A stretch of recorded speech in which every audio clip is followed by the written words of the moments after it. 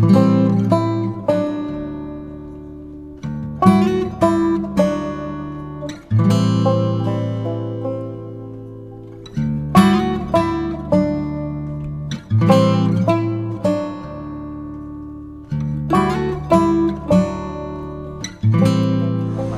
tanpa syarat nih. Ada ceritanya nggak sih? Sekarang kan beberapa kayak dia berbagi cuma bagi yang membutuhkan atau yang ini tanpa syarat nih. Ya, tanpa syarat itu memang siapapun boleh makan soalnya. Mau dia orang Islam, Kristen, Konghucu, Hindu, Buddha, siapa saja boleh makan. Karena ceritanya itu, saya membaca kisah bahwa Rasulullah SAW memberi makan kepada seorang Yahudi, yang mana orang Yahudi itu matanya buta. Dikasih makan setiap hari oleh Rasulullah. Setiap kali datang dikasih makanan, disuapin makanan. Sampai Rasulullah meninggal. Nah, ketika Rasulullah meninggal, orang Yahudi itu yang matanya buta itu, ternyata kerjaannya tuh suka mencaci maki Rasulullah, memfitnah Rasulullah. Padahal Rasulullah baik sama dia. Dan Rasulullah pun tahu kalau kebaikannya itu dibalas dengan keburukan oleh orang Yahudi ini. Akan tetapi Rasulullah yang memiliki akhlak yang mulia tidak membalas keburukan itu dengan keburukan, melainkan dengan kebaikan. Makanya ada kalimat, balaslah keburukan dengan kebaikan. Akhirnya orang Yahudi ini masuk Islam karena akhlaknya Rasulullah. Dan itu tanpa syarat. Tanpa syarat itu ya, orang Yahudi aja masuk Islam dapat hidayah, kita baik-baikin. Berarti ngenolong orang itu gak usah pakai syarat-syarat apalah. Ada juga orang ngasih makan suruh baca Al-Fatihah dulu. Kalau orang Cina gimana baca Al-Fatihah? Orang Kristen, Konghucu, Hindu, Buddha, ya kan? Tapi kalau misalkan tanpa syarat lah, nggak ada syarat apapun, siapa saja boleh makan, siapa saja boleh datang.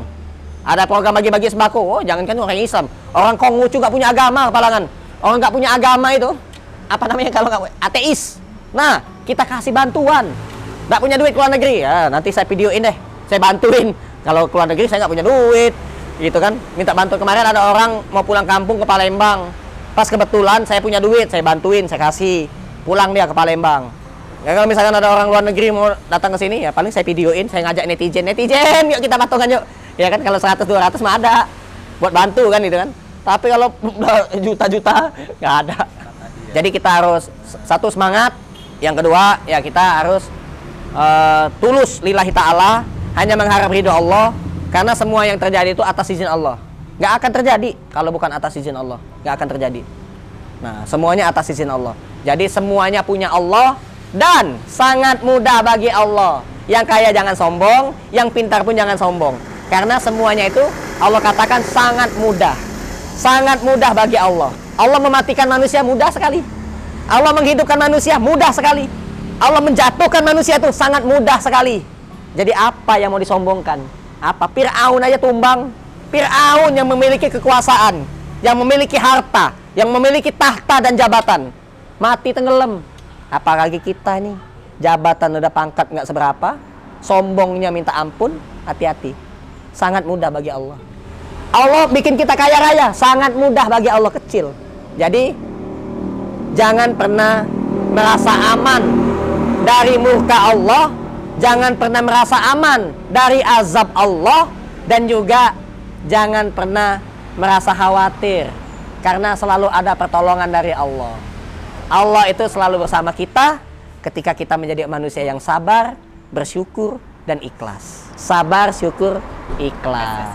SSI, sabar, syukur, ikhlas. Tanamkan dalam hati. Niatkan, insya Allah. Manusia ada niat, pasti ada jalan. Nggak punya niat, pasti banyak alasan.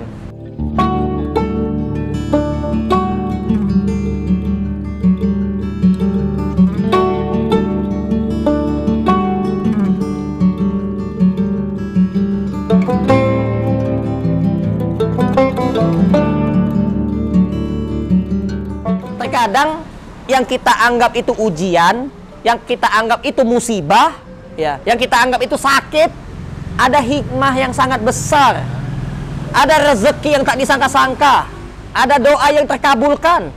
Jadi kita jangan menganggap alangkah malang nasib saya ini, utang banyak, usaha bangkrut, nyari duit susah, nyari jodoh susah, lompatlah dia dari kereta api, mati, mau bunuh diri. Mending kalau mati, tidak mati juga, sengsara hidupnya. Jangan, tidak punya iman itu. Jangan kita berprasangka buruk Jangan kita tertipu oleh tipu daya setan. Jangan juga kita mengedepankan ego. Jangan. Itu namanya mengedepankan ego. Gitu. Selalu menongolkan, memperlihatkan kebodohan dibandingkan kepintaran yang tersembunyi, tidak ditampakkan gitu. Padahal manusia itu di dalam Al-Quran itu disebut afala taqilun. Manusia itu punya akal, gunakanlah akalnya itu untuk berpikir. Jangan sampai akal itu bukannya untuk berpikir, malah kotor, diisi dengan kotoran-kotoran. Jangan, piktor namanya kalau bahasa singkatnya tuh, pikiran kotor. Nah, suuzon aja, prasangka buruk aja, ngebanding-bandingin orang dengan kita lah. Jangan, nasib dia, nasib kita ya nasib kita. Gitu. Allah tidak akan pernah merubah suatu takdir manusia kecuali manusia itu sendiri yang merubah. Jadi takdir itu pun ada dua. Mau dia orang kaya, mau dia orang miskin, takdir itu ada dua. Ada takdir baik, ada takdir buruk. Kalau dia pengen takdirnya baik, berbuatlah yang baik-baik dan jangan pernah melakukan yang buruk-buruk. Kalau pengen takdirnya baik. Tapi kalau misalkan takdirnya sudah buruk, dia berbuat buruk, ya udah.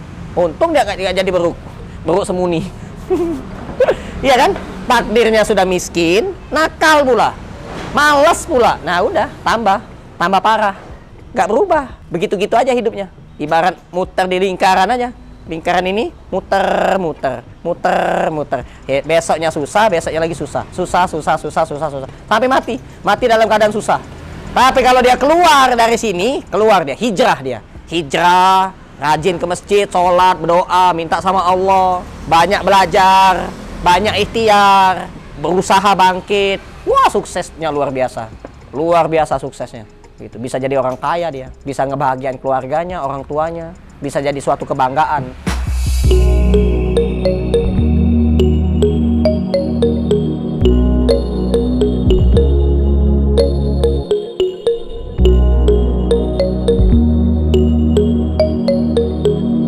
Jadi kalau barangkali aja ada rezeki tak disangka-sangka kan, punya rezeki lebih, mau sedekah beras, ikan, sayur-sayuran, boleh, silakan.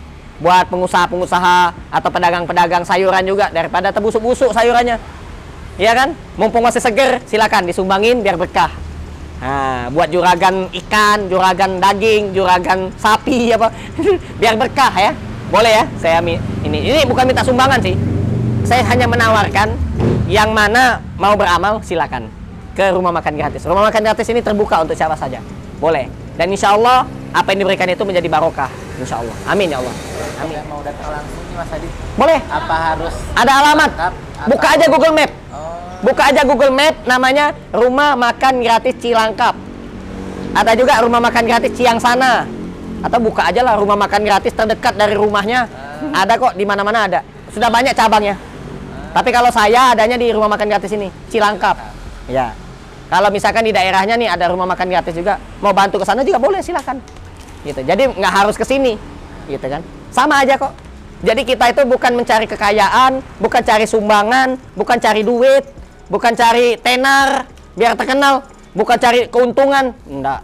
Kita cari pahala. Kita sama-sama cari pahala, ya. Kita berlomba-lomba melakukan kebaikan, fastabiqul khair.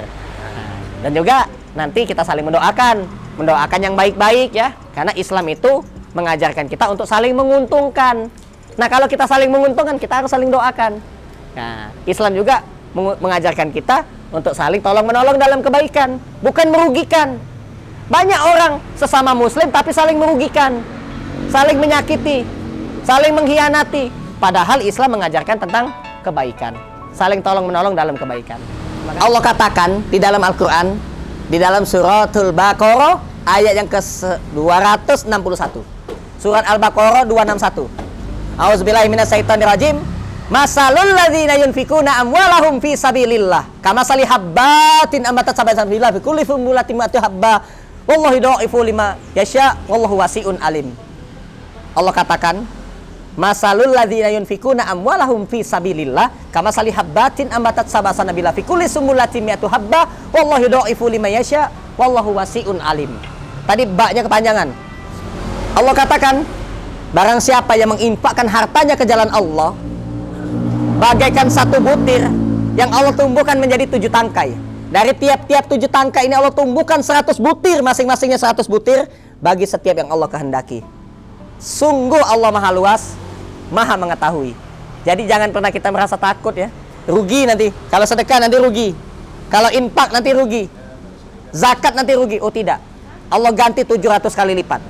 Masalul ladzina yunfikuna amwalahum fi sabilillah kamasali habbatin ambatat sab'a sanabillah fi kulli sumbulatin mi'atu habba wallahu yudha'ifu liman yasha wallahu wasi'un alim. Allah katakan 700 kali lipat akan Allah ganti dalam sekejap.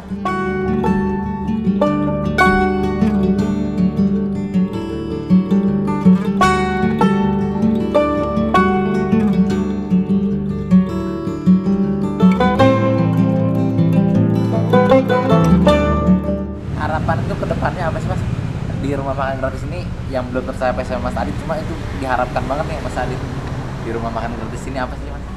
Ya mudah-mudahan aja Allah menggerakkan orang-orang yang mana dia itu memiliki suatu kelebihan yang tidak dimiliki oleh orang lain. Dia memiliki suatu kelebihan yang mana kelebihan itu jarang orang dapati.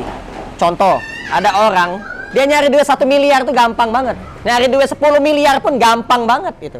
Tinggal dia ngomong di media sosial aja dapet. Nah, mudah-mudahan Allah gerakkan hatinya, dia kembali kepada Allah. Dia kembali kepada Allah, dia menolong agama Allah, ya. Hingga apa? Dia menjadi orang yang Allah cintai. Mudah-mudahan dia jadi orang baik. Itu doa saya. Mudah-mudahan konglomerat-konglomerat, orang-orang kaya, ya, perantara rumah makan gratis ini, nanti dia jadi orang baik. Semuanya jadi orang baik. Yang makan di sini pun jadi orang baik. Saya sedih ketika melihat orang memiliki kelebihan yang luar biasa, akan tetapi memiliki keburukan yang juga sangat luar biasa. Sedih saya. Kelebihannya luar biasa, keburukannya luar biasa juga. Kenapa keburukannya? Contohnya aja nih, Korun. Korun itu hartanya luar biasa, banyaknya luar biasa. Tapi keburukannya juga luar biasa. Nggak sedekah, nggak berinfak, nggak bayar zakat, nggak mau ibadah. Luar biasa. Jangan sampai kebaikan yang Allah banyak kasih ke dia, dia balas dengan keburukan yang sangat luar biasa kepada Allah. Allah itu kepinginnya itu kita tuh ibadah. Allah katakan di dalam Al-Quran, tidaklah aku ciptakan jin dan manusia selain hanya untuk beribadah kepadaku. Salat, ibadah itu untuk dirinya sendiri. Ngaji, untuk dirinya sendiri. Puasa, untuk dirinya sendiri. Tapi kalau zakat, infak, sedekah, wakaf, tidak hanya untuk dirinya sendiri, untuk orang miskin, untuk orang banyak, untuk anak yatim, untuk menolong agama Allah. Nabi Sulaiman alaihissalam berdoa kepada Allah, ya Allah, amalan apa ya Allah yang bisa mengantarkan hamba dan keluarga-keluarga hamba ini masuk ke dalam surga? Satu keluarga masuk ke dalam surga. Karena dia selalu berdoa, ya Allah, jagalah diri hamba dan keluarga hamba dari siksa api neraka. Ya Allah, jagalah diri hamba dan keluarga hamba dari siksa api neraka. Akhirnya dia nanya sama Allah. Saking dia ketakutan, dia kaya raya. Nabi Sulaiman tuh kaya raya. Amalan apa ya Allah? Allah gak jawab. Akhirnya dia ngomong sendiri. Ya Allah, hamba bertanya lagi. Apakah amalan sholatku? Allah jawab, tidak. Apakah puasaku? Tidak, kata Allah. Itu udah bingung tuh. Sholat bukan, puasa juga bukan. Apa ya Allah? Katanya kan, puasa bukan, sholat bukan. Apa ya Allah? Zikirku? Bukan juga, kata Allah. Zikir itu hanya untuk dirimu sendiri, biar hatimu tenang, terhindar dari kejahatan-kejahatan makhluk. Amalan apa ya Allah? Tolong beri hamba petunjuk ya Allah. Al kalimatun thayyibah wal kalimatun shadaqat. Sebaik-baik kalimat itu adalah kalimat sedekah, yaitu amalan sedekah yang Allah cintai, yang bisa menghantarkan kita dan keluarga kita masuk surga. Sedekah, amal jariah. Dan kesempatan untuk mendapatkan amal jariah itu di saat kita masih hidup. Di saat sekarang inilah, mumpung kita lagi sehat. Kalau udah mati, meninggal, nyesel, udah nggak bisa lagi. Nikmatilah proses hidup. Karena proses hidup itu adalah suatu kebahagiaan yang betul-betul bisa menjadi sebuah solusi, bisa menjadi motivasi untuk anak cucu kita nanti, untuk semua orang yang ada di dunia ini.